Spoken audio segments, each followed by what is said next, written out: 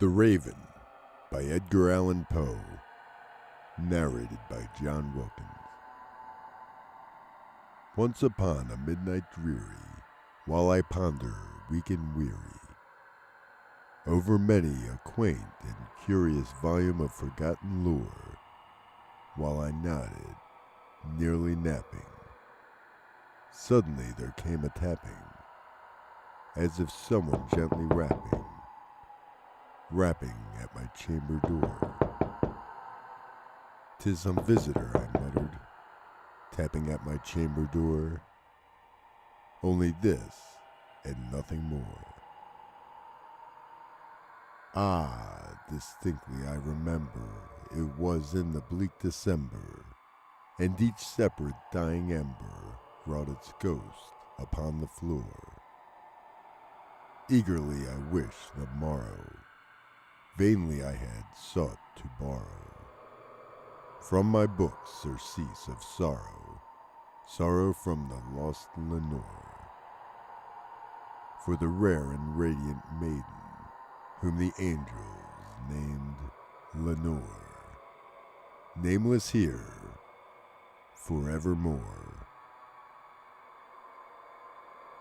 And the silken, sad, uncertain rustling of each purple curtain thrilled me, filled me with fantastic terrors never felt before, so that now, to still the beating of my heart, I stood repeating, "'Tis some visitors entreating entrance at my chamber door, some late visitors entreating entrance at my chamber door. This it is, and nothing more." Presently my soul grew stronger, hesitating then no longer. "Sir," I say, or "Madam, truly your forgiveness I implore.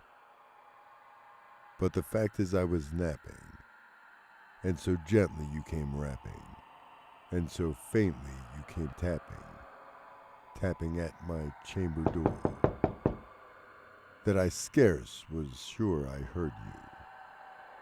Here I opened wide the door, darkness there, and nothing more. Deep into that darkness peering, long I stood there wondering, fearing, doubting, dreaming, dreams no mortal ever dared to dream before. But the silence was unbroken, and the stillness gave no token, and the only word there spoken was the whispered word, "Lenore." This I whispered, and echo muttered back the word "Lenore." Merely this, and nothing more. Back into the chamber turning, all my soul within me burning, soon again I heard a tapping, somewhat louder than before. "Surely," say I, "surely that is something at my window lattice. Let me see, then, what thereat is, and this mystery explore. Let my heart be still a moment, and this mystery explore. 'Tis the wind, and nothing more." Open here I flung the shutter, when, with many a flirt and flutter, in there stepped a stately raven of the saintly days of yore. Not the least obeisance made he, not a minute stopped or stayed he, but within mine of lord or lady perched above my chamber door, perched upon a bust of Pallas just above my chamber door, perched and sat and nothing more.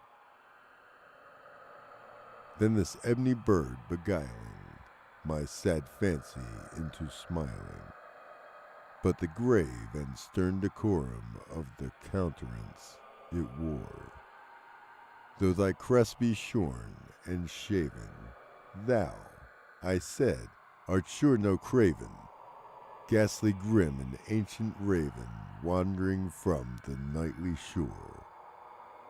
Tell me what thy lordly name is on the night's Plutonian shore. Quoth the raven, nevermore. Much I marveled, this ungainly fowl, to hear discourse so plainly, though its answer little meaning, little relevancy bore. For we cannot help agreeing that no living human being ever yet was blessed with seeing bird above his chamber door, bird or beast upon the sculptured bust above his chamber door, with such name as nevermore. But the raven, sitting lonely on the placid bust, spoke only that word, as if his soul in that one word he did outpour. Nothing farther than he uttered, not a feather than he fluttered, till I scarcely more than muttered, other friends have flown before. On the morrow he will leave me, as my hopes have flown before. Then the bird said, nevermore. Startled at the stillness broken by the reply so aptly spoken, doubtless, said I, what it utters is only stock and store, caught from some unhappy master whom unmerciful disaster followed fast and followed faster till his songs one burden bore, till the dinges of his hope and melancholy burden bore, of never, nevermore. But the raven still beguiling all my fancy into smiling, straight I wheeled a cushioned seat in front of bird and bust and door. Then upon the velvet sinking, I betook myself to linking fancy unto fancy, thinking what this ominous bird of yore, what this grim, ungainly, ghastly, gaunt, and ominous bird of yore, meant in croaking nevermore. This I sat, engaged in guessing, but no syllable expressing, to the fowl whose fiery eyes now burned into my bosom's core. This I sat engaged in guessing, but no syllable expressing, to the fowl whose fiery eyes now burned into my bosom's core. This and more I sat divining, with my head at ease reclining on the cushion's velvet lining that the lamplight gloated o'er, but whose velvet violet lining with the lamplight gloating o'er she shall press, nevermore.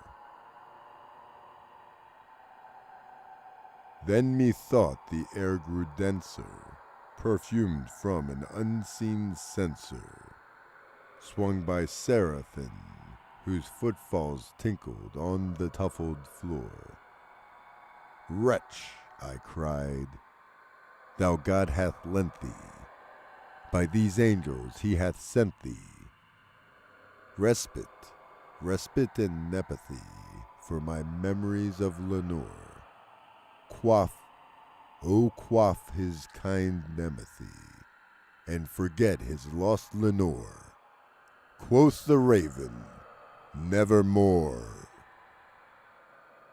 Prophet, said I, thing of evil, prophet still, if bird or devil, whether tempter sent, or whether tempest tossed thee here ashore, desolate yet all undaunted, on his desert land enchanted, on his home by horror haunted. Tell me truly, I implore, is there balm in Gilead? Tell me, I implore. Quoth the raven, nevermore. Prophet, said I, thing of evil, prophet still, if bird or devil. By that heaven that bends above us, by that God we both adore, tell this soul with sorrow laden, if, within the distant Aidenn, it shall clasp a saint maiden, whom the angels name Lenore. Clasp a rare and radiant maiden, whom the angels name Lenore. Quoth the raven, nevermore. Be that word our sign of parting, bird or friend, bird or fiend, I shriek, upstarting. Get thee back into the tempest and the night's Plutonian shore. Leave no black plume as a token of that lie thy soul hath spoken. Leave my loneliness unbroken. Quit the bust above my door. Take thy beak out of my heart, and take thy form from off my door. Quoth the raven, nevermore. And the raven, never flitting, still is sitting, on the pillar bust of Pallas, just above my chamber door. And his eyes have all the seeming of a demon's that is dreaming, and the lamplight o'er him streaming throws his shadow on the floor, and my soul from out that shadow that lies floating on the floor shall be lifted nevermore.